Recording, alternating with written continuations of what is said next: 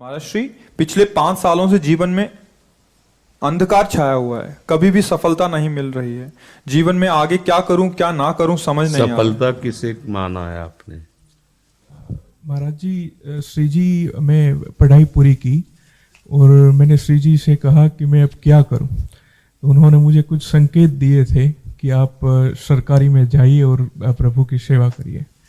फिर सफलता नहीं मिल रही उसमें एग्ज़ाम में, और अभी है। आप हमारी बात समझिए। आपको श्री जी ने संकेत किया और आप सफलता नहीं प्राप्त कर, दोनों बातें झूठी है ना। दोनों बातें झूठी हैं। आप सत्य को स्वीकार कीजिए। श्री जी के संकेत को आप जानने लगे।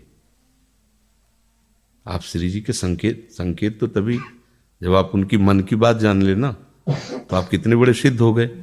और फिर सफलता किसकी चाहते हो? प्रकृति जन्य की। आप श्री जी के संकेत को जान जाओगे तो श्री जी के प्रेम की सफलता चाहोगे, लोकवत नहीं। और ये लोक की सफलता, सुनो पहले, प्रारब्ध के अधीन है। इसकी सफलता के लिए श्री जी से प्रार्थना मत करो। हमारी बात समझना। विद्यारण्य जी एक बहुत बड़े महापुरुष हुए हैं। उन्होंने अपने माता पिता को सुखी करने के लिए, धन प्राप्ति के लिए गायत्री अनुष्ठान किया। ब्राह्मण कुल में जन्म हुआ था। एक पुरस्चरण 24 लाख गायत्री होता है। उन्होंने एक पुरस्चरण किया, 2 पुरस्चरण किया, एक बार भी कोई धन की प्राप्ति नहीं हुई। आखिरी में उन्होंने संन्यास लिया। जो संन्यास लिया, माता गायत्री प्रकट हो गई।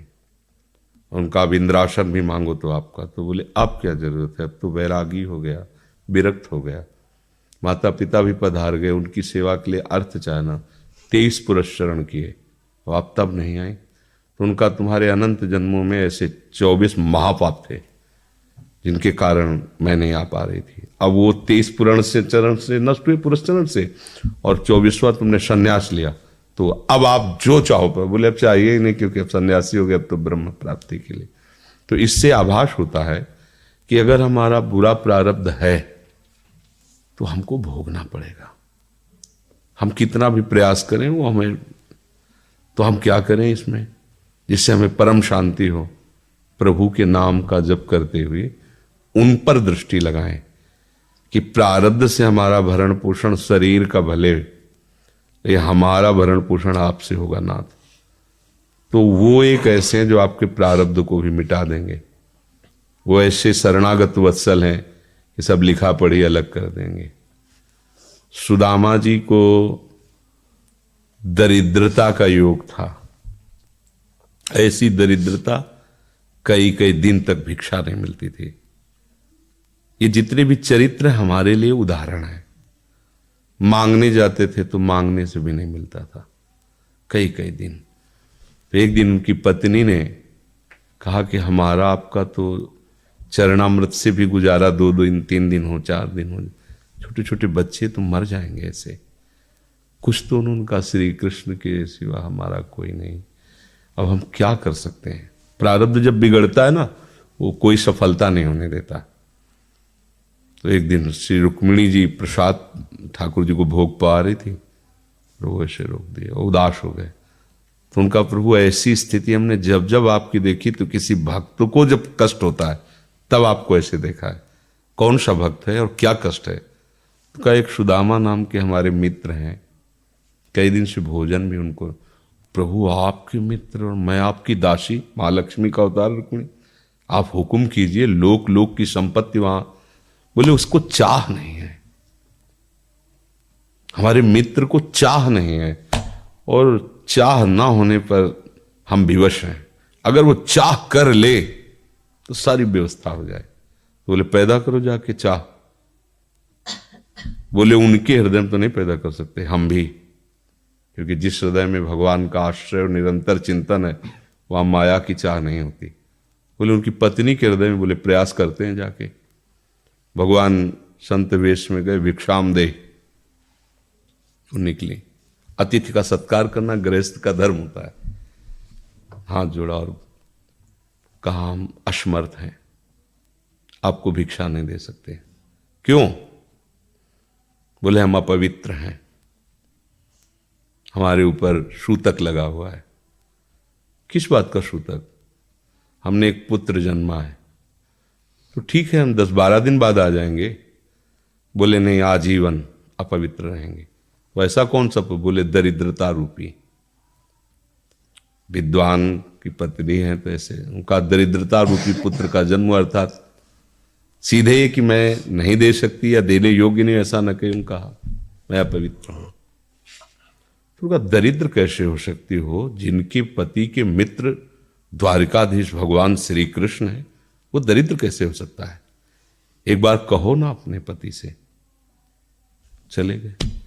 जो सुदामा जी आए तो उन्होंने कहा कि देखो आज एक अतिथि आए थे, उनको मैं कुछ नहीं दे पाई, मुझे बहुत कष्ट है कि मेरे पुत्र और आए हुए अतिथि का भी हम स्वागत नहीं कर सकती, उनका भरण आपके मित्र द्वारिकाधीश प्रभु श्री कृष्ण है।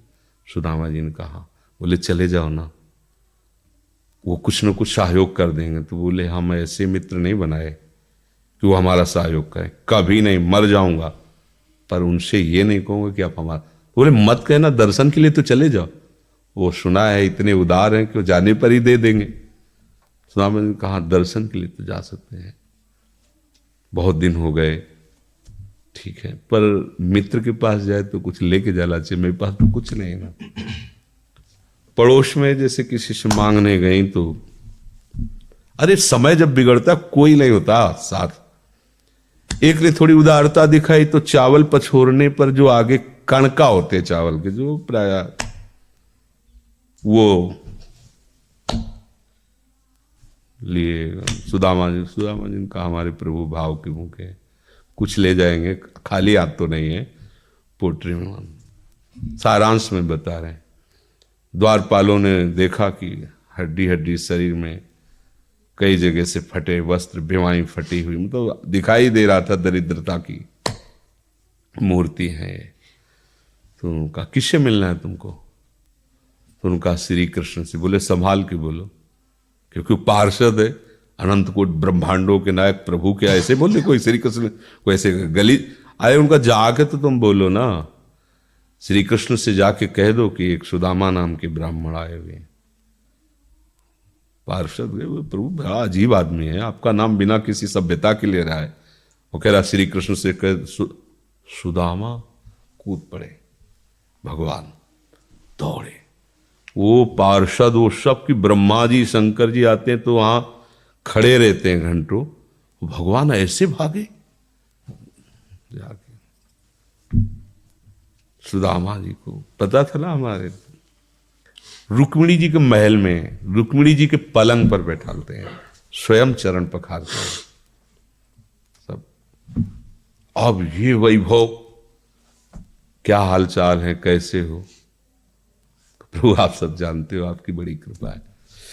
तो ब्याह हो गया, हाँ ब्याह भी हो गए, बच्चे भी हो गए। हमारे पास आए हो तो कुछ तो लाए ही होगे। अब वो सड़े से कपड़े में चावल, कैसे बड़ी बड़ी वो वैभव, महारानियां सब भगवान का। चुप ऐसे बोले देखो फिर चूक कर रहे हो, हमारे हिस्से की चोरी पहले की थी और फिर चूक कर रहे हो। और उन्हें हिम्मत नहीं पड़ रही थी, इतने महामहिम प्रभु को कैसे हो तंदुर।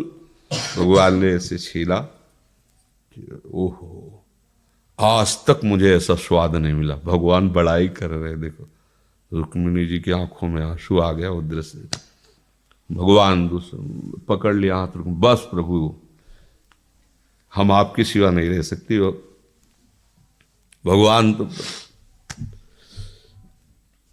सुदामा जी का स्वागत समान कुछ दिन, अच्छे कपड़े पहनाए। जब चलने लगे ना तो भगवान की तरफ वो देखते, मतलब कामना नहीं पर कि देखा पत्नी कह रही थी जाओगे कुछ न कुछ, चले प्रभु, हाँ ठीक, इधर से ऐसे चले जाना, हाथ भी खाली। प्रभु ने कहा देखो ये कपड़े जो है ना महंगे हैं, रास्ते में तुम्हें चोर बदमाश तुम अपनी पोशाक पहने इनको उतार दो। बोले बड़ी कृपा, कपड़े भी उतार लिए और रास्ते में सोचे देखो निगेटिवली सोच रहे, मेरे श्री कृष्ण मुझे कितना प्यार करते हैं। उन्होंने इसीलिए नहीं दिया कि ये दरिद्र कहीं संपत्ति पाकर मतवाला होकर मुझे भूल न जाए, मुझे कितना प्यार करते हैं। प्रभु के प्यार में मगन होकर सुदामापुरी खड़ी जैसे द्वारिका। तो उनको भ्रम हुआ कि मुझे लगता है चलते चलते मैं पुनः द्वारिका आ गया। तो वहां पूछ रहे हैं कि ये किसका है।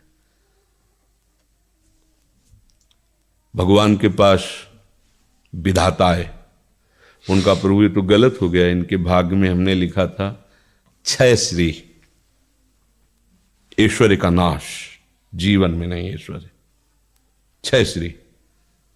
भगवान ने उसका उल्टा कर दिया यक्ष श्री।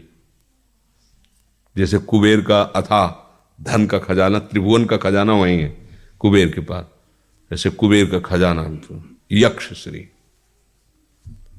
तो कहा प्रभु, तो उनका इन्होंने एक पुण्य किया है, अनंत ब्रह्मांडों के समस्त जीवों को तृप्त कर दिया है।